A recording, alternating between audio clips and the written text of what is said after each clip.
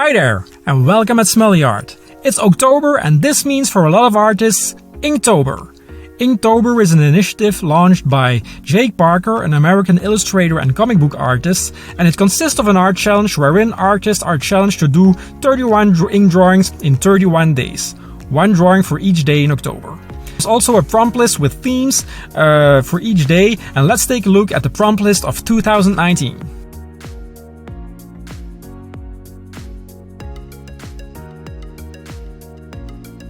Due to my busy schedule, I will be not able to participate the whole Inktober challenge this year, but at least I wanted to do one drawing for you guys, and to pick one theme out of the prompt list, I thought of a simple solution. I put all the themes on a piece of paper in this little box. Let's go!